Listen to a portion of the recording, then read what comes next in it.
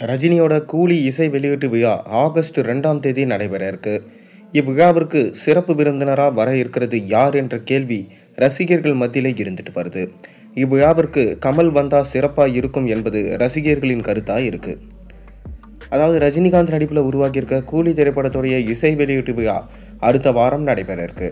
Sun pictures இந்த விழாவை மிக பிரம்மாண்டமான முறையில் நடத்த ஏற்பாடு செஞ்சுட்டு வராங்க.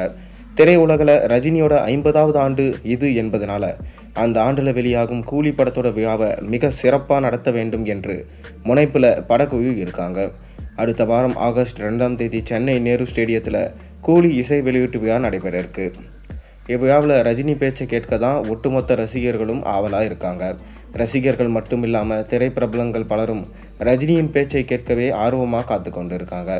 இந்நிலையில் இவ்விழாவில் சிறப்பு விருந்தினராக கலந்து கொள்ள போவது யார் என்ற கேள்விதான் தற்போது பெரும்பாலான ரசிகர்கள் கேட்கப்பட்டு வருது. பலரும் கமல்ஹாசன் இந்த விழாவில் சிறப்பு விருந்தினராக கலந்து கொண்டா சிறப்பாக இருக்கும் என்று சொல்கிறாங்க. கூலி படத்தோட இயக்குனரான லோகேஷ் கனகராஜ் கமலின் தீவிரமான ரசிகர். இது ஒரு பக்கம் இருந்தாலும் இந்த படத்தின் ஹீரோவான ரஜினியின் 50வது ஆண்டு இது. ரஜினியின் திரை வாழ்க்கையில் மிக முக்கியமான ஒரு நபர் தான் கமல். ரஜினியை என்னுடன் சேர்த்து நடிக்க வேண்டும், தனியாக ஹீரோவாக நடிக்கும்படி ரூட்டை மாற்றியதே கமல்ஹாசன் தான். அது மட்டும் இல்லாமல் ரஜினி தன் திரை வாழ்க்கையில் பல முக்கியமான முடிவுகளை கமலோடு ஆலோசித்து தான் எடுத்திருப்பார்.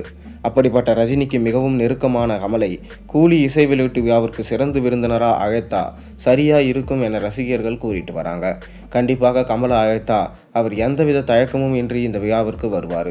கமல் இந்த விழாவிற்கு சிறப்பு விருந்தினராக வந்தால் கண்டிப்பாக ரஜினியும் மிகவும் சந்தோஷப்படுவார். அதே போலவே ரஜினி கமல் ஆகியோரை ஒரே மேடையில் பார்த்தா அது ரசிகர்களுக்கு சந்தோஷமான நிகழ்வாக இருக்கும்.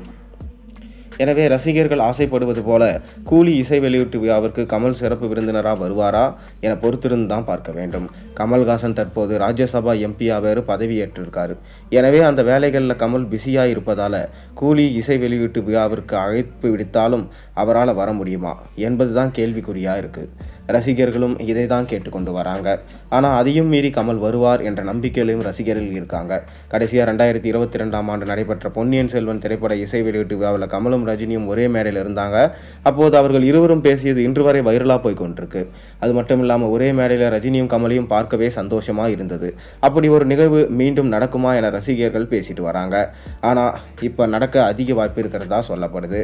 மேலும் கமலும் ரஜினியும் இந்த